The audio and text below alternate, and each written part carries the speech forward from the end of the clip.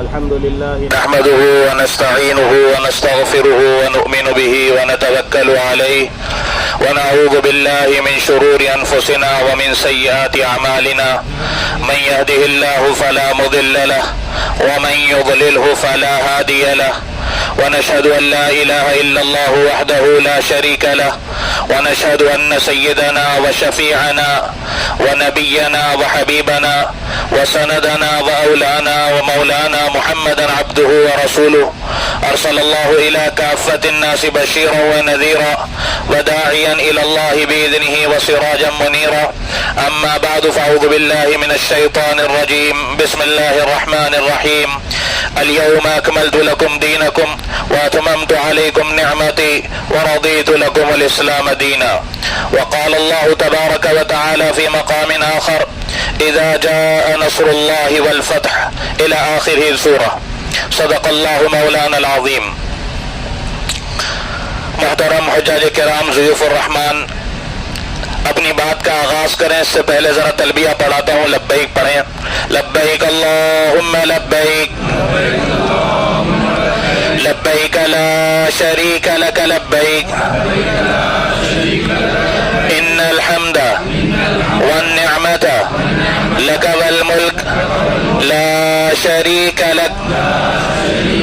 ذرا اس نیت سے پڑھیں کہ مینا کی اس وادی کو ہم اپنے لبیک پر گواہ بنا رہے ہیں. ذرا جذبے کے ساتھ، ایام حج میں ہے، حج کا احرام ہے. لبیک اللہم لبیک لبیک لا شریک لک لبیک ان الحمد والنعمت لک والملک لا شریک لک. لبیک اللہم لبیک لبیک لا شریک لک لبیک ان الحمد والنعمت لک والملک لا شریک لک. لبیک اللہم لبیک لبیک لا شریک لک لبیک ان الحمد والنعمت لک والملک لا شریک لک. اللہ ہمارے اس لبیک کے پڑھنے کو بے انتہا قبول فرمائے. چونکہ ذوالحجہ کے اول عشرے سے ہم گزر رہے ہیں اور اس میں حکم ہے تکبیر کا، تحلیل کا، تحمید کا، تو آئیں ذرا تکبیر تشریق بھی میرے ساتھ آواز سے آواز ملا کر پڑھیں. اللہ اکبر اللہ اکبر لا الہ الا اللہ واللہ اکبر اللہ اکبر وللہ الحمد. اللہ اکبر اللہ اکبر لا الہ الا اللہ واللہ اکبر اللہ اکبر وللہ الحمد. اللہ اکبر اللہ اکبر لا الہ الا اللہ واللہ اکبر اللہ اکبر وللہ الحمد. الحمدللہ. محترم حجاج کرام، سب سے پہلے میں آپ حضرات کو مبارکباد پیش کرتا ہوں کہ آج الحمدللہ مینا کی اس وادی میں رحمان کی میزبانی میں الحمدللہ ہم اس مبارک وادی میں جمع ہو چکے ہیں. ساری دنیا اشہر حج میں، حج کے مہینوں میں بیت اللہ کا رخ کرتی ہے اور اللہ رب العزت کی محبت میں پروانے بیت اللہ کے ارد گرد جمع ہونے شروع ہو جاتے ہیں. یہاں تک کہ ایام حج آنے پر 8 ذوالحجہ کو آج کے مبارک دن میں سارے کے سارے پروانے اپنا رخ مینا کی مبارک وادی کی طرف کرتے ہیں. اس وقت مینا الحمدللہ آباد ہو چکا ہے.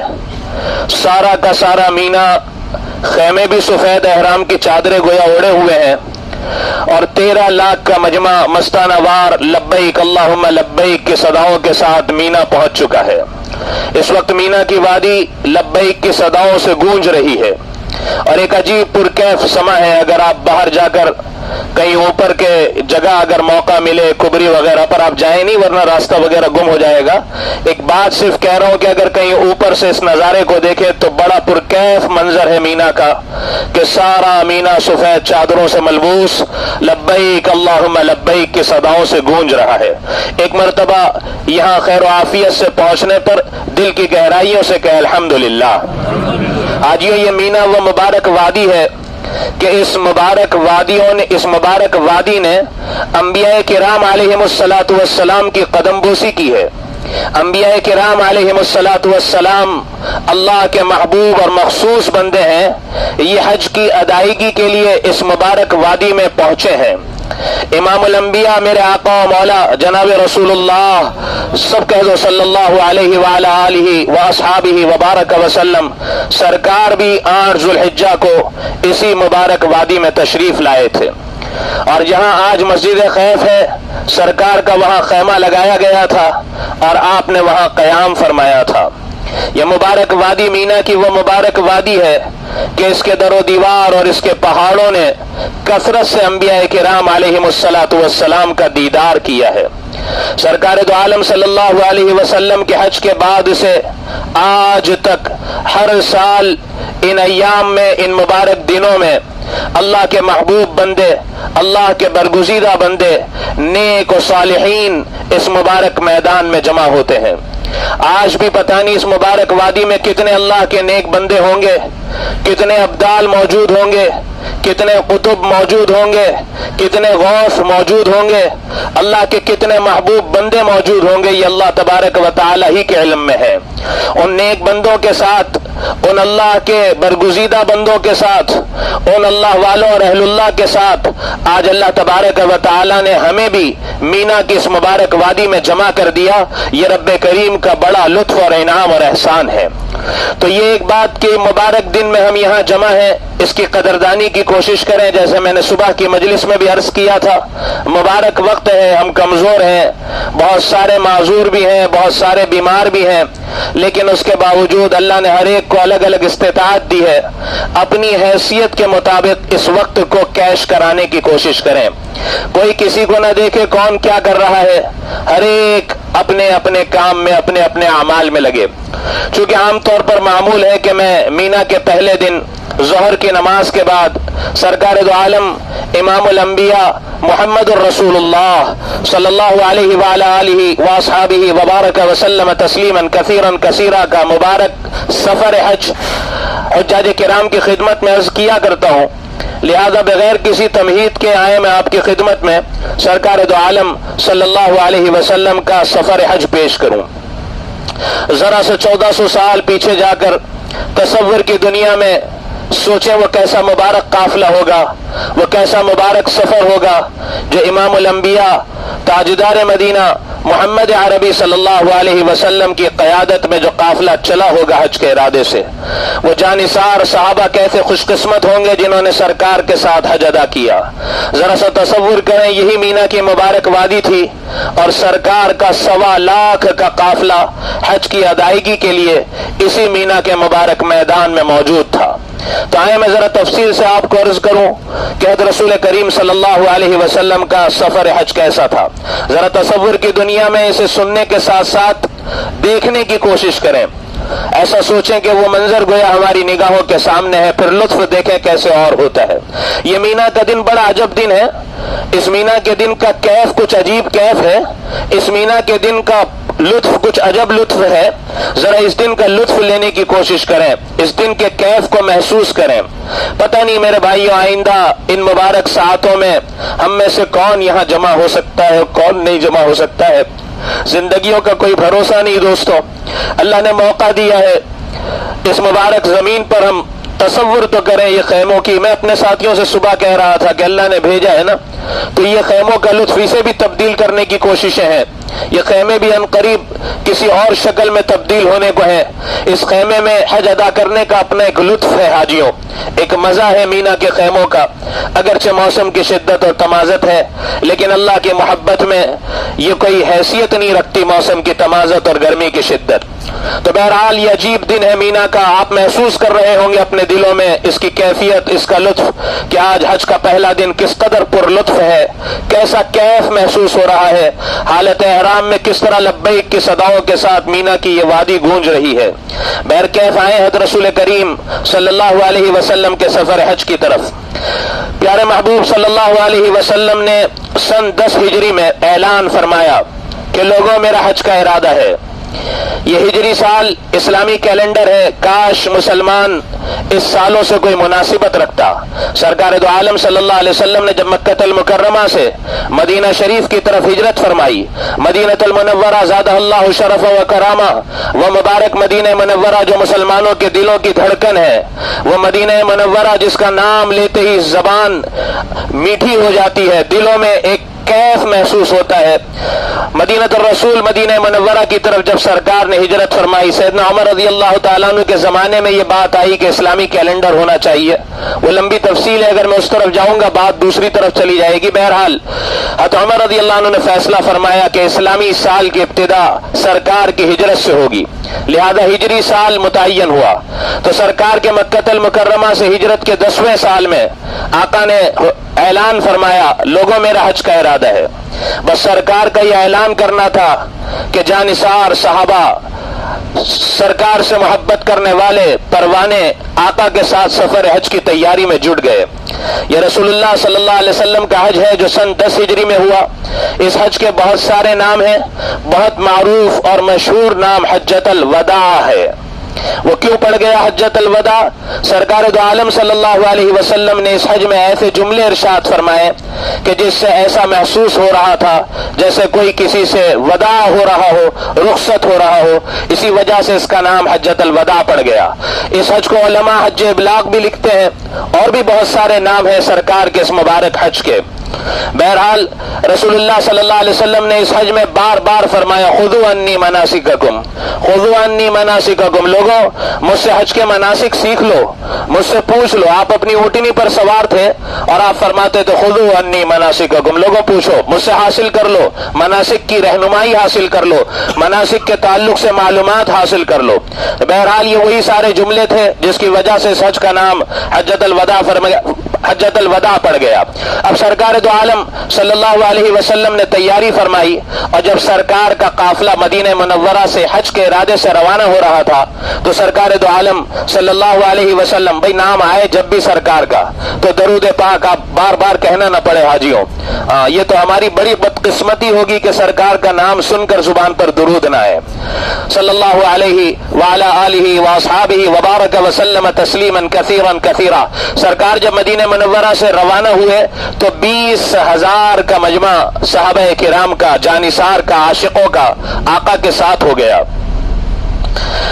بہت سارے لوگ راستے میں آ کر ملتے رہے، یہ قافلہ بڑھتے بڑھتے بہت سارے لوگ مکہ المکرمہ آ کر ملے، یہاں تک کہ آقا جب مینا پہنچے ہیں تو یہ 20,000 کا قافلہ 1.25 لاکھ کے مجمع میں تبدیل ہو چکا تھا۔ رسول اللہ صلی اللہ علیہ وسلم مدینہ المنورہ سے 25 ذوالقعدہ کو، اسلامی مہینے کا آخری سال جس سے ہم گزر رہے ہیں ذوالحجہ ہے، اس سے پہلے کا جو مہینہ ہے وہ ذوالقعدہ ہے۔ ذوالقعدہ کی 25 تاریخ کو سرکار دو عالم صلی اللہ علیہ وسلم نے مسجد نبوی میں، مدینہ پاک کی مبارک مسجد میں ظہر کی نماز ادا فرمائی، اور ظہر کی نماز کے بعد 25 ذوالقعدہ کو سرکار دو عالم صلی اللہ علیہ وسلم نے قافلے کو کوچ کرنے کا حکم فرمایا۔ قافلہ مدینہ منورہ سے نکل کر عصر کی نماز تک ذوالحلیفہ پہنچ گیا۔ حاجی جانتے ہو ذوالحلیفہ یہ مدینہ پاک کی میقات ہے، جسے بیر علی بھی کہتے ہیں۔ مدینہ منورہ سے آپ تھوڑا سا چلیں گے تو مدینہ شریف کی میقات آ جاتی ہے۔ اب آنے والے کے لیے ضروری ہے کہ وہ اس میقات سے عمرے کا احرام باندھ کر آگے کا سفر طے کرے۔ چنانچہ سرکار دو عالم امام الانبیاء محمد رسول اللہ صلی اللہ علیہ وسلم نے 25 ذوالقعدہ کو ظہر کی نماز مسجد نبوی میں ادا فرمائی، قافلے کو کوچ کا حکم دیا اور عصر سے قبل آپ ذوالحلیفہ بیر علی اپنے قافلے کے ساتھ سرکار پہنچ گئے۔ سرکار دو عالم صلی اللہ علیہ وسلم نے عصر میں وہاں پہنچنے کے بعد صحابہ کو قیام کا ارادہ فرمایا۔ آقا نے حکم فرمایا کہ لوگوں یہاں قیام کرنا ہے، رات یہی ہم گزاریں گے اور پھر کل ہم آگے کے سفر پر بڑھیں گے۔ چنانچہ یہ 20,000 کا جانثاروں کا قافلہ، یہ مبارک قافلہ ذوالحلیفہ پر قیام پذیر ہو گیا۔ 25 ذوالقعدہ ہے، یاد رکھیں، اور مسجد نبوی سے سنیچر کا دن ہے، اور سرکار مدینہ شریف سے روانہ ہو کر بیر علی پر عصر کی نماز پر پہنچے ہیں اور قافلے کو حکم فرمایا اور آپ نے رات میں یہاں قیام فرمایا۔ سیدنا جبرائیل علیہ الصلوۃ والسلام تشریف لائے اور فرمایا یا رسول اللہ، یہ وادی عقیق بڑی مبارک وادی ہے، یہ ذوالحلیفہ بیر علی مدینہ شریف کی جو میقات ہے اسے وادی عقیق بھی کہتے ہیں۔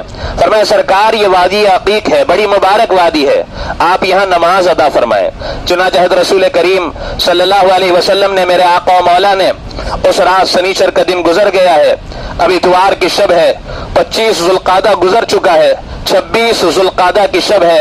آپ علیہ الصلوۃ والسلام نے وہاں نمازیں ادا فرمائی، آقا نے قیام فرمایا، عبادتیں فرمائی، اور دوسرے دن سرکار دو عالم صلی اللہ علیہ وسلم نے فجر کی نماز صحابہ نے آقا کی اقتداء میں ادا فرمائی، اور ظہر کی نماز سے قبل سرکار دو عالم صلی اللہ علیہ وسلم نے غسل فرمایا۔ یہ احرام کے لیے غسل تھا جو سرکار نے فرمایا۔ پھر آپ علیہ الصلوۃ والسلام نے ظہر کی نماز ادا فرمائی، اور ظہر کی نماز کے بعد آپ نے عمرے اور حج کا ایک ساتھ احرام باندھا۔ میں آپ کے سامنے عرض کر چکا ہوں کہ حج کی 3 قسمیں ہیں۔ ایک قسم وہ ہے جس میں آفاقی میقات سے یا میقات سے پہلے عمرے اور حج کا ایک ساتھ احرام باندھتا ہے، جسے حج قران کہتے ہیں۔ یہی سرکار کا حج تھا۔ سرکار دو عالم صلی اللہ علیہ وسلم نے، میرے آقا نے، ذوالحلیفہ سے قران کا احرام باندھا، ظہر کی نماز کے بعد فوراً نیت فرمائی۔ ہاں، آپ علیہ الصلوۃ والسلام نے صحابہ کو اختیار دیا کہ صحابہ میں سے جو چاہے جون سا احرام باندھے، تمتع کا یا جو احرام چاہے۔ پھر سرکار باہر تشریف لائے اور آپ اپنی قصوہ اونٹنی پر سوار ہوئے، اور اونٹنی پر سوار ہوتے ہی میرے آقا نے پکار کر کہا لبیک اللہم لبیک لبیک لا شریک لک لبیک ان الحمد والنعمت لک والملک لا شریک لک۔ آپ علیہ الصلوۃ والسلام کی لبیک کی آواز جہاں جہاں تک گئی، صحابہ نے سمجھا ابھی آپ نے نیت فرمائی ہے، حالانکہ آپ نے ظہر کی نماز کے بعد نیت فرما لی تھی۔ وہ اونٹنی آپ کو لے کر ایک بلندی پر چڑھی۔ حاجی کو حکم ہے کہ حیت کی تبدیلی کے وقت بلندی پر چڑھتے وقت بلندی سے پستی کی طرف اترتے وقت نماز کا سلام پھیرنے کے بعد لبیک پڑھے۔ چنانچہ جب آپ کی اونٹنی آپ کو لے کر اوپر کی طرف چڑھی، پھر آپ نے کہا لبیک اللہم لبیک۔ تو صحابہ جن کو آواز اونچی ہونے کی وجہ سے دور تک آقا کی آواز گئی، تو بعض لوگ یہاں نقل کرتے ہیں کہ آقا نے یہاں نیت فرمائی۔ بہرحال حضرت جبرائیل علیہ الصلوۃ والسلام تشریف لائے اور فرمایا یا رسول اللہ، اپنے ساتھیوں کو حکم فرمائے کہ یہ لبیک کی کثرت کریں، لبیک پکار کر کہیں۔ بہت معذرت کے ساتھ آج حجاج کرام، حاجیوں، ضیوف الرحمان، میرے بھائیوں، میرے بزرگوں، لبیک کی آواز آج ختم ہوتی جا رہی ہے۔ آئے ذرا سا پڑھیں لبیک اللہم لبیک لبیک لا شریک لک لبیک ان الحمد والنعمت لک والملک لا شریک لک لبیک اللہم لبیک لبیک لا شریک لک لبیک ان الحمد والنعمت لک والملک لا شریک لک لبیک اللہم لبیک لبیک لا شریک لک لبیک ان الحمد والنعمت لک والملک لا شریک لک۔ اللہ ہمارے اس لبیک کے پڑھنے کو اپنی بارگاہ میں بے انتہا قبول فرمائے۔ محترم حجاج کرام، ضیوف الرحمان، حضرت رسول کریم صلی اللہ علیہ وسلم کا قافلہ، میرے آقا و مولا کا قافلہ ذوالحلیفہ سے مدینہ شریف کی میقات سے آگے کی طرف بڑھا۔ 20,000 کا مجمع آقا کے ساتھ ہے۔ حضرت رسول کریم صلی اللہ علیہ وسلم وہاں سے روانہ ہوئے اور چلتے چلتے اس قافلے نے سب سے پہلا پڑاؤ روحہ پر ڈالا۔ جو حضرات ماشاءاللہ آتے رہتے ہیں وہ جانتے ہیں مکہ شریف اور مدینہ شریف کے درمیان ایک علاقہ ہے روحہ۔ آقا نے وہاں قیام فرمایا وادی روحہ میں، اور صحابہ کو بھی حکم فرمایا کہ یہ بڑی مبارک وادی ہے، یہاں قیام کرو، نمازیں ادا کرو۔ ساتھ حضرت رسول کریم صلی اللہ علیہ وسلم نے ارشاد فرمایا کہ یہ وہ وادی ہے روحہ جہاں انبیاء کرام علیہم الصلاۃ والسلام نے سفر حج پر گزرتے ہوئے قیام کیا ہے۔ یہ وہ مبارک وادی ہے وادی روحہ جہاں انبیاء کرام علیہم الصلاۃ والسلام نے نمازیں ادا کی ہیں۔ اگر کوئی یہ مدینہ شریف کی آفیشل زیارت میں تو نہیں ہے، لیکن حجاج کرام بدر کے لیے جاتے ہیں تو بدر کے راستے میں یہ وادی روحہ آتی ہے۔ روحہ پر روحہ کی بھی زیارت کرتے ہیں عام طور پر، بیر شفا اور وادی روحہ اور بدر، یہ 3 زیارتیں حاجی اپنی انڈیویجل کرتے ہیں، پتہ نہیں اس بار تو کیا، لیکن اس وقت جب آدمی بدر جاتا ہے، احد تو عمومی زیارت میں ہوتی، بدر دور ہے، تو بدر کے راستے میں یہ وادی روحہ ہے جو مبارک وادی حضرت رسول کریم صلی اللہ علیہ وسلم نے یہاں اور انبیاء علیہم السلام نے بھی یہاں قیام کیا، اور پھر اس وادی کی فضیلت مزید بڑی کہ سرکار دو عالم صلی اللہ علیہ وسلم نے، امام الانبیاء صلی اللہ علیہ وسلم نے اپنے جانثار صحابہ کے ساتھ یہاں قیام فرمایا، تو یہ مبارک وادی تھی۔ پھر آپ یہاں سے چلے اور پھر دوسرا پڑاؤ وادی عرج میں ہوا۔ یہ بھی ایک جگہ ہے، جاننے والے جانتے ہیں، وادی عرج میں دوسرا قیام ہوا۔ یہاں پہنچ کر ایک واقعہ پیش آیا کہ ایک صحابی رضی اللہ تعالیٰ عنہ کے ذمے ایک اونٹنی تھی جس پر حضرت رسول کریم صلی اللہ علیہ وسلم کا اور حضرت ابوبکر صدیق رضی اللہ تعالیٰ عنہ کا سامان تھا۔ وہ اونٹنی کہیں گم ہو گئی۔ دیکھیں یہ بھی ایک عجیب بات ہے نا، کہ اگر سفر حج میں گویا سامان گم ہو رہا ہے تو ایک غیر اختیاری سنت پر گویا عمل کا موقع مل رہا ہے۔ صحابہ کرام رضی اللہ تعالیٰ عنہ کو جب پتا چلا کہ وہ اونٹنی جس پر آقا کا سامان تھا، صدیق اکبر رضی اللہ عنہ کا سامان تھا، اس صحابہ تو سارے آ گئے اور پروانے شمع کے گرد جس طرح جمع ہوتے ہیں سارے کے سارے آقا کی ذات بابرکت کے ارد گرد جمع ہو گئے۔ وہ کیسا پرلطف، ذرا سا تصور تو کریں کہ سرکار کے ارد گرد پروانے ہوا کرتے تھے اور صحابہ کی جماعت، اللہ اکبر، کتنا پرلطف اور پرروح، کیسا مبارک وقت اور کیسا مبارک منظر ہوگا۔ صحابہ نے کہا یا رسول اللہ یہ حاضر ہے، یہ حاضر ہے، سارے لے کر آ گئے۔ آپ علیہ الصلوۃ والسلام نے فرمایا نہیں، ہمیں کوئی ضرورت نہیں۔ صدیق اکبر رضی اللہ عنہ ناراض ہونے لگے وہ صحابی پر کہ میں نے تجھے کہا تھا کہ اس اونٹنی پر سرکار کا سامان موجود ہے، تم نے کیسے غفلت کی کہ وہ اونٹنی آگے پیچھے ہو گئی؟ آپ نے فرمایا ابوبکر احرام میں ہو، محرم و احرام کو غصہ نہیں کرنا ہے نا۔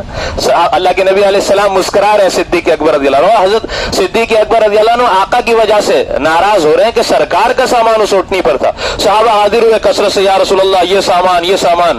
آپ علیہ الصلوۃ والسلام نے فرمایا اس کی کسی کی، اتنے میں ایک آئے صحابی اور کہا یا رسول اللہ وہ اونٹ مل گیا، وہ اونٹ کو لے کر آیا گیا آپ کے پاس پکڑ کر، یا رسول اللہ یہ اونٹ۔ آپ نے فرمایا بہت، صحابہ سارے کے سارے جمع تھے۔ بہرحال سیرت نگاروں نے یہاں تک لکھا ہے کہ اس مجمع میں سارے صحابہ اپنا اپنا سامان لے کر حاضر ہوئے، لیکن 2 صحابہ کا نام بطور خاص مورخین نے، سیرت نگاروں نے لکھا ہے کہ حضرت سعد رضی اللہ تعالیٰ عنہ، حضرت قیس رضی اللہ تعالیٰ عنہ، یہ دونوں صحابی تو اپنی پوری اونٹنی لے کر حاضر ہوئے۔ یا رسول اللہ یہ پوری اونٹنی ہے، اس پر ضرورت کا سارا سامان موجود ہے، یہ سارا سامان آپ کی خدمت میں ہدیہ ہے۔ حضرت قیس رضی اللہ تعالیٰ عنہ اور حضرت سعد رضی اللہ تعالیٰ، آپ نے ان کا بھی شکریہ فرمایا کہ ہمارا اونٹ تو مل چکا ہے۔ یہ صحابہ کا فدا کا بھی، وہ امی یا رسول اللہ، جان مال تن من دھن سارا کا سارا قربان تھا حضرت رسول کریم علیہ الصلوۃ والسلام کی ذات بابرکت پر۔ پھر آپ کا قافلہ وہاں سے چلا اور آپ وادی عصفان پر پہنچے۔ یہ وادی عصفان بھی ایک مقام ہے مکہ المکرمہ اور مدینہ المنورہ کے دوران۔ یہاں پر حضرت سراقہ رضی اللہ تعالیٰ عنہ حاضر ہوئے۔ حضرت سراقہ رضی اللہ تعالیٰ عنہ، یہ بڑی لمبی تفصیل ہے کہ سرکار نے جب ہجرت فرمائی تو انہوں نے کس طرح سے پیچھا کیا تھا، اور آپ نے فرمایا تو سراقہ میں تو کسرا کے کنگن تیرے ہاتھوں میں دیکھ رہا ہوں۔ اور پھر وہ جب کسرا فتح ہوا ہے سیدنا عمر رضی اللہ تعالیٰ عنہ کے دور خلافت میں، اور جب امیر المومنین کو فتوحات کی فہرست پیش کی گئی تو سیدنا عمر رضی اللہ عنہ نے ایک نظر ایسے ڈال کر فرمایا فہرست ادھوری ہے، اسے مکمل کرو۔ تو صحابہ نے فرمایا امیر المومنین سب کچھ لکھ دیا گیا ہے کہ نہیں، اسے واپس سے ری چیک کرو۔ جب ری چیک کیا گیا تو وہ کسرا کے کنگن لکھنے کے رہ گئے تھے، تو اس کو اس میں مکمل کیا گیا اور پھر کہا کہ اب فہرست مکمل ہوئی۔ کہ امیر المومنین آپ کو کیسے پتا چلا کہ یہ فہرست جو ہے یہ مکمل نہیں ہے؟ فرمایا میرے محبوب صلی اللہ علیہ وسلم نے سراقہ کو فرمایا تھا، کہہ دو رضی اللہ تعالی عنہ کہ سراقہ ایک دن آئے گا کہ جب کسرا فتح ہوگا اور اس کے کنگن تمہارے ہاتھوں میں ہوگے تو محبوب کی زبان سے نکلی ہوئی بات کبھی غلط نہیں ہو سکتی۔ ما آتاکم الرسول فخذوه وما نهاکم عنه فانتهوا، سرکار تمہیں جو دیں خوشی خوشی اسے لے لو اور جس سے روک دیں اس سے رک جاؤ۔ تو بہرحال تب میں سمجھ گیا دیکھ کر کے آقا کی زبان مبارک سے نکلی ہوئی بات ہے کسرا کا کنگن، یہ لسٹ ادھوری ہے، اب یہ لسٹ مکمل ہوئی۔ پھر آپ نے حضرت سراقہ کو بلا کر بہرحال یہاں پر پہنچ کر وادی عصفان میں حضرت سراقہ رضی اللہ تعالیٰ عنہ حاضر ہو گئے اور کہا یا رسول اللہ حج سکھا دیجئے۔ اب دیکھیں سفر بھی ہو رہا ہے اور حج کی تعلیم بھی ہو رہی ہے، حج بھی سکھایا جا رہا ہے۔ ہمارا کیا حال ہے؟ ابھی مجھے ظہر سے پہلے ایک صاحب کا فون آیا، وہ اتنی لمبی ایک مسئلے کو بار بار پوچھ رہے ہیں، اور میں نے کہا بھائی یہ مسائل حج سے پہلے سیکھے جاتے ہیں۔ جب انہوں نے 2-3 بار سوال کیا تو میرا بھی تھوڑا سا مزاج، حالانکہ مجھے بعد میں افسوس ہوا، مجھے جملہ نہیں، حالانکہ غصے میں نے نہیں کہا، میں نے کہا بھائی یہ سارے مسائل آپ ایک بات کو بار بار پوچھ رہے ہیں، مینا ہے، یہ ساری چیزیں مینا میں حضرت رسول کریم صلی اللہ علیہ وسلم، اللہ اکبر، کیا اخلاق تھے سرکار کے، انک لعلی خلق عظیم۔ قیام کے دوران حضرت سراقہ حاضر ہو رہے ہیں اور حاضر ہو کر وادی عصفان میں پوچھ رہے ہیں یا رسول اللہ حج سکھا دیجئے۔ دیکھیں پکڑ لیں ایسا، آپ کو ان کا ذہن ذرا سا پکڑ کے بٹھا دیں، ان کو سنبھال کر ذرا ہاتھ دے دیں،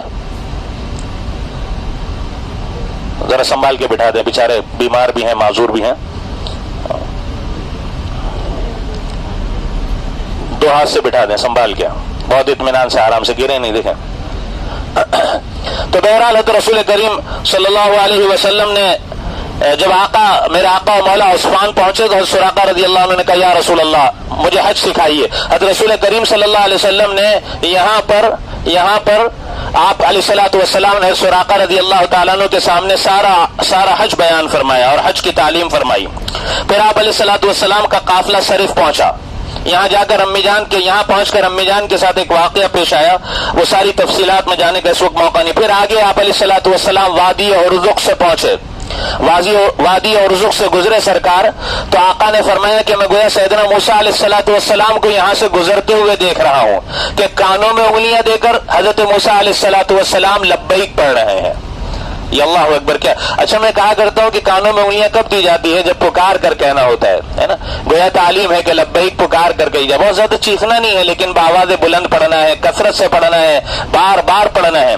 تو وادی ارزق سے جب میرے آقا گزرے تو فرمایا کہ میں گویا دیکھ رہا ہوں کہ سیدنا موسیٰ علیہ الصلوۃ والسلام یہاں سے گزر رہے ہیں حج کے لیے حالت احرام میں، اور وہ وقت اللہ گویا اپنے محبوب کو دکھا رہے ہیں کہ جب حضرت موسیٰ علیہ الصلوۃ والسلام حالت احرام میں گزر رہے تھے، کانوں میں انگلیاں دے کر لبیک پڑھ رہے تھے۔ پھر آپ زوتوا سے پہنچے جو مکہ المکرمہ کے بالکل قریب علاقہ ہے زوتوا، یہاں پر آپ علیہ الصلوۃ والسلام نے رات میں قیام فرمایا۔ آپ سیدھے مکہ مکرمہ میں داخل نہیں ہوئے بلکہ سرکار نے آقا نے یہاں زوتوا میں قیام فرمایا، اور صبح کے وقت آقا نے غسل فرمایا، اور پھر غسل فرمانے کے بعد سرکار دو عالم صلی اللہ علیہ وسلم مکہ المکرمہ زاد اللہ شرف و کرامہ اس مبارک شہر میں سرکار داخل ہوئے۔ یہ کون سا دن تھا یاد رکھیں، پھر میں آپ کو ذرا پیچھے لے جاؤں۔ سرکار جب مدینہ شریف سے روانہ ہوئے 25 ذوالقعدہ تھی، سنیچر کا دن تھا، اور آج یہ قافلہ مکہ المکرمہ میں داخل ہو رہا ہے۔ 4 ذوالحجہ کی تاریخ ہے، اتوار کا دن ہے، یعنی 25 ذوالقعدہ سنیچر کو چل کر سنیچر 8 اتوار 9ویں دن چاشت کے وقت حضرت رسول کریم صلی اللہ علیہ وسلم مکہ المکرمہ میں داخل ہوئے۔ اس درمیان بعض سیرت نگار اس سفر میں لکھتے ہیں اور بعض سیرت نگار دوسرے سفر میں لکھتے ہیں کہ آپ نے مقام ابوا میں بھی قیام فرمایا، اور یہ ابوا کا واقعہ بڑا عجیب و غریب ہے۔ چونکہ ابھی وقت نہیں، کھانا آ چکا ہے، مجھے تو اس کو جلدی سے مکمل کرنا ہے، کہیں موقع ہوا تو ابوا کا واقعہ انشاءاللہ پھر سناؤں گا۔ ایسا واقعہ ہے کہ جب بھی سنائیں آنکھیں نم ہو جاتی ہیں، زار و قطار رونا آتا ہے۔ بہرحال اب جیسے میں نے عرض کیا کہ حضرت رسول کریم صلی اللہ علیہ وسلم 4 ذوالحجہ ہے، اتوار کا دن ہے، 9ویں دن آپ چاشت کے وقت مکہ مکرمہ میں داخل ہوئے، سیدھا مسجد حرام تشریف لے گئے، اور سیدھے مسجد حرام میں داخل ہو کر آپ حجر اسود کے سامنے پہنچے۔ آقا نے حجر اسود کا بوسہ لیا، اور حجر اسود کا بوسہ لیتے ہی آپ نے طواف شروع فرمایا۔ تحیت المسجد ادا نہیں فرمائی کہ طواف ہی تحیہ ہے، اور پھر آپ علیہ الصلوۃ والسلام طواف سے فارغ ہو کر آپ نے مقام ابراہیم پر طواف کی 2 رکعت نماز ادا فرمائی، جس میں سورہ کافرون اور سورہ اخلاص تلاوت فرمائی۔ پھر سرکار دو عالم صلی اللہ علیہ وسلم نے حجر اسود کا بوسہ لیا۔ یہ جو کتابوں میں باز ہے نا کہ حج سعی پر جانے سے پہلے 9واں بوسہ، یہ وہی سنت ہے کہ آپ نے سعی سے پہلے پھر 9واں بوسہ، اور پھر آقا باب الصفا سے باہر تشریف لے گئے اور سیدھے آپ صفا پر تشریف لائے۔ صفا پہنچ کر میرے آقا و مولا صلی اللہ علیہ وسلم بہت دیر تک تکبیر، تحلیل اور دعا میں مشغول رہے، اللہ کی تعریف بیان کرتے رہے۔ پھر آپ نے صفا و مروہ کے درمیان سعی فرمائی، اور سعی سے فارغ ہونے کے بعد جن کے ساتھ ہدی کا جانور نہیں تھا انہیں احرام کھولنے کا حکم فرمایا، قربانی کا جانور۔ بہرحال پھر اس کے بعد حضرت رسول کریم صلی اللہ علیہ وسلم اپنی قیامگاہ پر تشریف لائے، اور آپ نے حج سے پہلے 4 دن قیام فرمایا۔ حج کو 4 دن باقی تھے، آپ 4 دن ایام حج کے انتظار میں آپ نے مکہ مکرمہ میں قیام فرمایا۔ اب آئیں، اب حج شروع ہو رہا ہے۔ 8 ذی الحجہ آج ہی کا مبارک دن تھا، اور آجیوں تم خوش قسمت ہو کہ سرکار کا جو حج ہے اور آقا کے حج کا جو پہلا دن ہے 8 ذی الحجہ، وہ بھی جمعرات کا دن تھا، اور آج بھی 8 ذی الحجہ ہے، آج بھی جمعرات کا دن ہے۔ حاجیوں تمہیں مبارک ہو۔ سرکار کا حج جمعہ کا تھا، عرفات میں آقا پہنچے، جمعہ کا دن تھا۔ حاجیوں تم بھی خوش ہو جاؤ، تمہیں بھی مبارک ہو کہ کل ہم بھی عرفات پہنچیں گے اور دن بھی جمعہ کا ہوگا۔ سبحان اللہ۔ بہت سارے علماء نے اس کو نقل کیا ہے کہ حج اگر جمعہ کا ہو جائے تو 70 حج کے برابر ثواب ملتا ہے۔ ملا علی قاری رحمۃ اللہ علیہ نے بھی اس بات کو نقل کیا ہے۔ کتنی بڑی سعادت ہے حاجیوں، کہہ دو ایک مرتبہ الحمدللہ۔ سرکار 8 ذی الحجہ کو چاشت کے وقت مکہ المکرمہ سے مینا کے لیے روانہ ہوئے، اور آپ مینا تشریف لائے۔ میں نے جیسا عرض کیا کہ مسجد خیف تھی، جہاں آج مسجد خیف ہے، وہاں آپ سرکار کا خیمہ پہلے سے لگایا گیا تھا۔ آپ نے ظہر، عصر، مغرب، عشاء اور 9 کی فجر آپ نے یہاں ادا فرمائی، 5 نمازیں ادا فرمائی۔ اور آج ہی کا دن گزر کے رات تھی کہ جس رات میں سرکار دو عالم صلی اللہ علیہ وسلم پر، میرے آقا و مولا پر سورہ والمرسلات نازل ہوئی۔ آپ یہاں سے رمی جمار کر کر جب سیدھے اتریں گے تو وہ جو کہا جاتا ہے نا شیشہ بن داؤد سے ٹیکسی ملتی ہے، تو شیشہ بن داؤد سے ہم رائٹ لیتے ہیں مابدا کے لیے، حرم کے لیے۔ اگر آپ رائٹ نہ لیں، لیفٹ لیں، تو تھوڑا سا لیفٹ لے کر چلیں گے تو آپ کو بورڈ نظر آئیں گے کہ حی المرسلات، وہ محلے کا نام ہی حی المرسلات ہے۔ اسی میں آگے ایک پہاڑ ہے، وہ ایک غار ہے جس کی نشاندہی کی جاتی ہے کہ سرکار اس غار کے قریب تھے، اور سورہ والمرسلات سرکار پر نازل ہوئی تھی۔ والمرسلات جو معروف سورت ہے، یہ مینا کا دن گزر کر رات میں سرکار پر نازل ہوئی۔ حی المرسلات کے نام سے آپ کو بورڈ آویزاں نظر آئیں گے۔ تو آج کی رات میں محبوب صلی اللہ علیہ وسلم پر سورہ والمرسلات نازل ہوئی۔ مسجد خیف جہاں ہے، جیسے میں نے عرض کیا کہ وہاں خیمہ لگایا گیا تھا۔ اب حج کا دوسرا دن تھا، جمعہ کا مبارک دن تھا۔ جمعہ کے دن صبح طلوع آفتاب کے بعد حضرت رسول کریم صلی اللہ علیہ وسلم عرفات تشریف لے گئے۔ نمیرہ میں پہلے سے آپ کے خدام نے خیمہ لگا رکھا تھا، جہاں آج مسجد نمیرہ ہے، عرفات کی مسجد۔ ہم انشاءاللہ ابھی حج کے موقع پر تو نہیں، لیکن زیارت میں ہم دیکھیں گے انشاءاللہ مسجد نمیرہ۔ تو جہاں مسجد نمیرہ ہے وہیں سرکار کے لیے پہلے سے جانثاروں نے، خدام نے، صحابہ نے آقا کے لیے خیمہ لگا رکھا تھا۔ آپ نے وہاں پہنچ کر تھوڑی دیر قیام فرمایا، اور زوال کے بعد اپنی قصوہ اونٹنی پر سوار ہو کر سرکار دو عالم صلی اللہ علیہ وعلی آلہ واصحابہ وبارک وسلم تسلیما کثیرا کثیرا نے بہت طویل خطبہ ارشاد فرمایا۔ یہ خطبہ آپ نے اپنی قصوہ اونٹنی پر سوار ہو کر فرمایا، اور یہ خطبہ بڑا عجب خطبہ ہے، خطبہ حجۃ الوداع، تاریخی خطبہ ہے۔ پیارے محبوب صلی اللہ علیہ وسلم نے عظیم باتیں اس مبارک خطبے میں، مبارک باتیں ارشاد فرمائی ہیں۔ اگر کل اللہ نے ہمت دی تو ظہر کے بعد اسے مختصراً اختصار کے ساتھ آپ کی خدمت میں عرض کروں گا کہ وہ کیا خطبہ تھا جو آقا نے عرفات کے میدان میں ارشاد فرمایا۔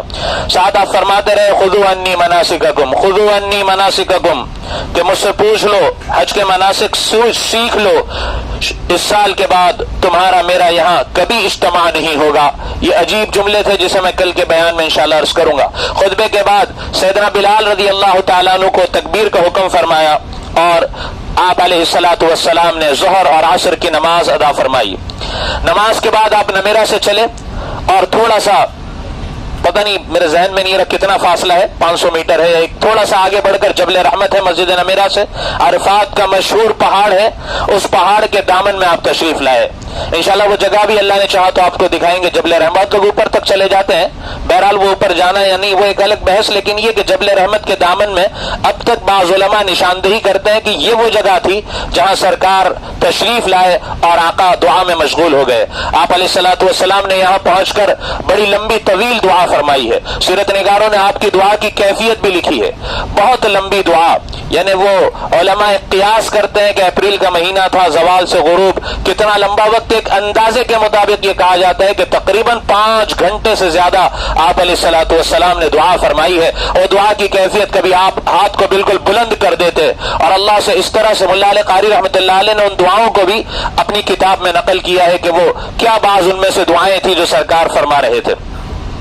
بہرحال حضرت رسول کریم صلی اللہ علیہ وسلم نے, میرے آقا و مولا صلی اللہ علیہ وسلم نے عرفے کے روزے کی بڑی فضیلت ارشاد فرمائی ہے کہ پچھلے 1 سال کے گناہ. تو ام فضل رضی اللہ تعالیٰ عنہ ایک صحابیہ ہیں, انہوں نے سوچا کہ یہ دیکھنا چاہیے کہ سرکار آج روزے سے ہیں یا نہیں ہیں. تو ام فضل رضی اللہ تعالیٰ عنہ نے دودھ پیش کیا. اللہ اکبر, کیا ذہانت دی تھی اللہ نے اس صحابیہ رضی اللہ تعالیٰ عنہ کو, اور کیا فہم اور سمجھ تھی کہ دودھ پیش کیا, اس لیے کہ آقا دودھ کو انکار نہیں فرماتے تھے, اور میں روزہ نہیں ہوا تو ضرور تناول فرمائیں گے, ضرور نوش فرمائیں گے.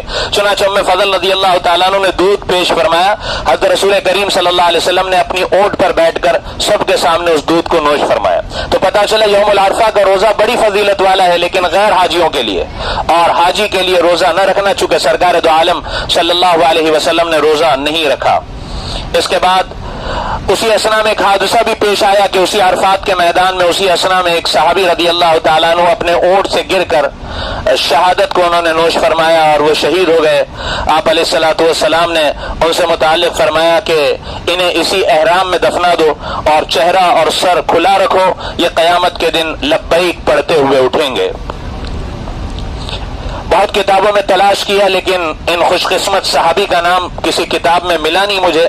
کس قدر وہ خوش قسمت صحابی ہوں گے جن کا جنازہ امام الانبیاء میرے آقا و مولا صلی اللہ علیہ وسلم نے پڑھایا, اور 1.25 لاکھ صحابہ کے مبارک مجمع نے جن کی جنازے کی نماز ادا فرمائی. پھر ایک جماعت حاضر ہوئی اسی عرفات کے میدان میں آقا کی خدمت میں اور پوچھا کہ یا رسول اللہ حج کیا ہے, حج کیا ہے؟ تو آپ علیہ الصلوۃ والسلام کے قریب ایک صحابی کھڑے تھے. آپ نے فرمایا پکار کر زور سے کہو کہ الحج العرفہ, حج عرفے میں, عرفات میں, عرفے کے دن یوم العرفہ میں عرفات میں ٹھہرنے کا نام ہے. الحج العرفہ, حج عرفات, عرفے کا نام ہے, عرفات میں ٹھہرنے کا نام ہے. جو 10 ذو الحجہ کی صبح سے پہلے یہاں پہنچ گیا اس کا حج ہو گیا. آقا مغرب تک یہاں دعا میں مشغول رہے, اور اسی دوران قرآن کریم کی وہ معروف مبارک آیت نازل ہوئی, الیوم اکملت لکم دینکم واتممت علیکم نعمتی ورضیت لکم الاسلام دینا. اللہ اکبر, آج دین مکمل ہو گیا, ہم نے اپنی نعمتوں کو آپ پر تمام کر دیا, دین اسلام سے ہم راضی ہو گئے. یہود کا وفد حاضر ہوا سیدنا عمر رضی اللہ تعالیٰ عنہ کو کی خدمت میں اور کہنے لگا کہ اگر یہ آیت ہمارے نبی پر نازل ہوتی ہم اس دن کو عید کا دن مناتے. سیدنا عمر رضی اللہ عنہ نے فرمایا ہمارے یہاں دو عید جمع تھی, جمعہ کا دن بھی مومن کے لیے عید ہے اور عرفے کا دن بھی مومن کے لیے عید ہے. الحمدللہ ہمارے یہاں دو عیدیں اس دن جمع تھی. جب یہ آیت مبارکہ نازل ہوئی تو صحابہ فرماتے وحی کے بوجھ کی وجہ سے وہ اونٹنی بیٹھ گئی اور کھڑی نہ ہو سکی جب یہ آیت مبارکہ نازل ہوئی. بہرحال غروب کے بعد مغرب کی نماز ادا کرنے سے قبل سرکار امام الانبیاء محمد رسول اللہ صلی اللہ علیہ وسلم مزدلفہ کے مبارک وادی کی طرف روانہ ہوئے. سیرت نگار لکھتے ہیں کہ آج آپ کی اونٹنی بڑے زوروں پر تھی, آپ بات کو کھینچتے اونٹنی کی اور پھر تھوڑا ڈھیلی کرتے. آج اونٹنی بڑے زوروں پر تیز چل رہی ہے, اور اس وقت آپ کی اونٹنی پر آپ کے پیچھے حضرت اسامہ بن زید رضی اللہ تعالیٰ عنہ سوار تھے. مزدلفہ کے راستے میں آپ نے اپنی سواری کو روکا, آپ اپنی ضرورت سے فارغ ہوئے اور آپ نے وضو فرمایا. عبداللہ ابن عمر رضی اللہ تعالیٰ عنہ کا معمول تھا کہ سنت کے اتباع میں وہاں سے جب بھی گزرتے تو وضو فرمایا کرتے تھے. حضرت اسامہ رضی اللہ تعالیٰ عنہ نے یاد دلایا یا رسول اللہ مغرب کی نماز, آپ نے فرمایا آگے چلو. مزدلفہ پہنچ کر نئے وضو سے آقا نے مغرب اور عشاء کی نماز ایک ساتھ ادا فرمائی. اس کے بعد آپ علیہ الصلوۃ والسلام نے کچھ آرام بھی فرمایا, اور یہاں پہنچ کر کمزوروں, بیماروں اور ضعفاء کو آپ نے آگے جانے کی اجازت مرحمت فرما دی، جو معذور تھے، بیمار تھے، عورتیں تھے، بچے تھے، ضعیف تھے. اور پھر آپ علیہ الصلوۃ والسلام نے مزدلفہ میں قیام فرمایا، فجر کی نماز ادا فرمائی، اور فجر کی نماز کے بعد آپ خصوصی طور پر دعا میں مشغول ہو گئے. اور یہاں آپ نے خصوصی دعا بھی مانگی، جو آپ کی دعائیں تو ساری ہی مستجاب تھی، وہ دعا بھی مستجاب ہوئی. اس کے بعد آپ طلوع آفتاب سے قبل، بعض سیرت نگار لکھتے ہیں کہ بس اتنی دیر سورج کو طلوع ہونے میں باقی تھی جتنی دیر 2 رکعت نماز پڑھنے میں وقت لگتا ہے، آپ مزدلفہ سے مینا کی طرف روانہ ہوئے. اس وقت حضرت رسول کریم صلی اللہ علیہ وسلم کی سواری پر آپ کے پیچھے عرفات سے مزدلفہ آتے ہوئے حضرت اسامہ بن زید رضی اللہ عنہ سوار تھے، اور مزدلفہ سے مینا آتے ہوئے فضل ابن عباس رضی اللہ تعالیٰ عنہ آپ کی سواری پر سوار تھے. راستے میں ایک نوجوان بچی نے، ایک نوجوان لڑکی نے آ کر اپنے باپ کے حج بدل کا مسئلہ آپ سے دریافت کیا. آپ نے مسئلہ بھی بتایا، اور پھر حضرت فضل رضی اللہ عنہ سے فرمایا، فضل آج کا دن وہ دن ہے کہ جو آج کے دن اپنی آنکھ، کان اور زبان کی حفاظت کر لے اس کی مغفرت کر دی جاتی ہے. راستے میں حضرت فضل ابن عباس رضی اللہ تعالیٰ عنہ نے آپ کے لیے کنکریاں چنی. یہاں کثرت سے لوگوں نے مسائل پوچھے، ان میں اکثر مسائل حج بدل سے متعلق تھے جو آقا سے پوچھے جا رہے تھے. قافلہ مینا کی طرف کوچ کر گیا تھا. مزدلفہ اور مینا کے درمیان ایک مختصر سا حصہ ہے جسے وادی محصر کہتے ہیں. یہ وادی محصر وہ علاقہ ہے کہ جب ابرہہ کا لشکر بیت اللہ پر غلط ارادے کے ساتھ چلا تھا تو جب وہ مزدلفہ سے آگے بڑھ کر مینا اور مزدلفہ کے درمیان وادی محصر سے گزرا تھا تو وارسل علیہم طیرا ابابیل، کہ اللہ تعالیٰ نے ابابیل پرندوں کا لشکر بھیجا. اور وہ سارا واقعہ جو بہت معروف ہے وہ یہی وادی محصر میں پیش آیا. حضرت رسول کریم صلی اللہ علیہ وسلم نے یہاں سے تیز گزرنے کا حکم فرمایا. سیدھا مینا پہنچ کر حضرت رسول کریم صلی اللہ علیہ وسلم نے جمرہ عقبہ کی، بڑے شیطان کی رمی کی 7 کنکریاں ماری، اور جو لبیک پڑھ رہے تھے آقا، اس لبیک کے پڑھنے کو میرے آقا نے بند فرما دیا. پھر آپ اپنے خیمے میں تشریف لائے، اور آج 10 ذو الحجہ کو بھی آپ نے ایک طویل وعظ ارشاد فرمایا، ایک خطبہ ارشاد فرمایا جو سیرت کی کتابوں میں آج بھی منقول ہے، معروف ہے اور محفوظ ہے. پھر آپ قربان گاہ تشریف لے گئے، اور آپ علیہ الصلوۃ والسلام نے 63 اونٹ قربان کیے. کتنے حاجیوں؟ کتنے؟ 63 اونٹ سرکار نے قربان کیے. اور عجیب بات میں تمہیں بتاؤں کہ ان اونٹوں میں سے اکثر اونٹ ایسے تھے کہ جب آقا نہر کرنے جا رہے تھے، قربان کرنے، حاجیوں بڑی عجیب بات، وہ اونٹ آگے بڑھ کر اپنا گلا پیش کر رہے تھے کہ ہم آقا کے ہاتھوں قربان ہونا چاہتے ہیں. یہ عجب منظر تھا کہ اونٹ آگے آ رہا ہے اور قربان ہونے میں جلدی کر رہا ہے کہ آقا کے ہاتھوں قربان ہونا نصیب ہو جائے. یہ عجب منظر تھا جو صحابہ نے دیکھا. اور پھر آپ نے جب 63 اونٹ قربان کر لیے تو پھر سیدنا علی کرم اللہ وجہہ آگے بڑھے، اور پھر 37 اونٹ انہوں نے قربان کر اس کو 100 مکمل کیا. پھر سیدنا علی رضی اللہ تعالیٰ عنہ کو سرکار نے فرمایا کہ کام کرو، ہر اونٹ میں سے ایک ایک بوٹی لے کر ایک برتن میں جوش دے دو، تاکہ ہر اونٹ کو یہ سعادت حاصل ہو جائے کہ سرکار نے اسے نوش فرمایا. اور پھر گویا اس کا سوپ سمجھ لیں، اس کا شوربہ آقا نے نوش فرمایا. امہات المومنین کی طرف سے گائے ذبح فرمائی. پھر آپ نے حضرت معمر رضی اللہ تعالیٰ عنہ کو طلب فرمایا، وہ حاضر ہوئے، اور انہوں نے حضرت رسول کریم صلی اللہ علیہ وسلم کا حلق فرمایا بال مبارک کا. اور آپ کے جو بال مبارک اس وقت نکالے گئے ان میں سے آدھے بال مبارک سرکار نے ایک ہی صحابی رضی اللہ تعالیٰ عنہ کے حوالے فرمائے، اور آدھے بال مبارک صحابہ جانثاروں کے درمیان تقسیم کر دیے گئے. آج بھی بال مبارک ہمارے ملک میں بھی الحمدللہ کئی جگہ جو محفوظ ہیں، یہ انہی میں کی بقیات اور انہی میں کا حصہ منقول ہے کہا جاتا ہے. بہرحال پھر اس کے بعد حضرت رسول کریم صلی اللہ علیہ وسلم نے احرام کھول دیا، خوشبو لگائی، صحابہ حاضر ہوئے کثرت سے، یا رسول اللہ ترتیب ذرا سا آگے پیچھے ہو گئی. آپ نے فرمایا لا حرج، اس میں کوئی حرج نہیں. گناہ تو یہ ہے کہ مسلمان کی آبرو ریزی کی جائے، گناہ تو یہ ہے کہ مسلمان کی عزت کو نقصان پہنچایا جائے، یہ سب سے بڑا گناہ ہے. پھر حضرت رسول کریم صلی اللہ علیہ وسلم طواف زیارت کے لیے مکہ تشریف لے گئے، اور آپ نے مکہ پہنچ کر، مکہ المکرمہ بیت اللہ پہنچ کر ظہر کی نماز ادا فرمائی. پھر آپ نے طواف فرمایا، زمزم نوش فرمایا. حضرت عباس رضی اللہ عنہ نے عرض کیا کہ یا رسول اللہ ذرا صاف ڈول میں آپ کے لیے زمزم لے آؤں. فرمایا نہیں، اسی ڈول میں پلاؤ جس میں سارے پی رہے. اللہ اکبر. آقا نے زمزم پیا، اور پھر آپ وہاں سے فارغ ہو کر مینا تشریف لائے، اور پھر اسی مبارک وادی میں جس میں ہم ہیں اس مینا میں 3 روز گزارے، اور تینوں دن زوال کے بعد تینوں جمرات کی رمی فرمائی. پھر اس دن 3 دن کے قیام میں بھی مینا میں متعدد واعظ اور خطبے آپ نے ارشاد فرمائے. اور پھر اسی 3 دن کے قیام میں سے کسی ایک دن سرکار دو عالم صلی اللہ علیہ وسلم پر اذا جاء نصر اللہ والفتح یہ مبارک صورت بھی نازل ہوئی۔ 13 ذو الحجہ کو زوال کے بعد رمی سے فارغ ہو کر آقا مینا سے روانہ ہو گئے۔ اب سنیں، بڑی خوشی کی بات ایک اور آئی کہ آقا جب مینا سے یہاں سے حج سے فارغ ہو کر روانہ ہوئے تو آپ محسب بطحہ جسے خیف بنی کنانہ بھی کہتے ہیں، وہاں حضرت ابو رافع رضی اللہ تعالیٰ عنہ نے آقا کے لیے خیمہ پہلے سے لگایا ہوا تھا۔ آپ یہاں پہنچ کر آپ نے قیام فرمایا اور ظہر، عصر، مغرب اور عشاء 4 نمازیں ادا فرمائی۔ اس کے بعد آقا طواف وداع کے لیے حرم شریف تشریف لے گئے۔ آج یہ جانتے ہو یہ خیمہ کہاں ہے جہاں آپ حج کے بعد آپ نے قیام فرمایا؟ یہی معبدہ ہے، اسی کو سیرت نگار لکھتے ہیں یہی وہ جگہ تھی کہ جہاں پر سرکار نے، بلکہ بعض پرانی کتابوں میں لکھا ہے حجاج کرام کو کہ حج سے فارغ ہونے کے بعد کچھ دیر یہاں قیام کر کر توبہ اور استغفار کریں اور پھر آگے جائیں۔ اللہ نے اس غیر اختیاری سنت پر عمل کا ہمیں موقع دے دیا کہ ہم یہاں سے جا کر وہیں معبدہ کے اس علاقے میں جہاں سرکار نے حج سے فارغ ہونے کے بعد، بعض لوگ کہتے ہیں وہ مسجد اجابہ وہی جگہ آپ کا خیمہ لگایا گیا تھا، واللہ عالم، لیکن علاقہ وہی ہے کہ وہیں آپ علیہ الصلوۃ والسلام نے ظہر، عصر، مغرب اور عشاء کی نماز ادا فرمائی اور پھر آپ یہاں سے حرم شریف تشریف لے گئے۔ عشاء کے بعد آپ نے عبد الرحمن بن ابی بکر رضی اللہ عنہ کو بلایا اور انہیں کہا کہ اپنی بہن کو حضرت عائشہ رضی اللہ عنہ کو ساتھ لے جائیں اور تنعیم سے عمرہ کرائیں۔ تو عبد الرحمن رضی اللہ عنہ اپنی بہن کو، امی جان حضرت عائشہ رضی اللہ تعالیٰ عنہ کو لے کر یہاں تنعیم آئے جہاں آج مسجد عائشہ بنی ہوئی ہے۔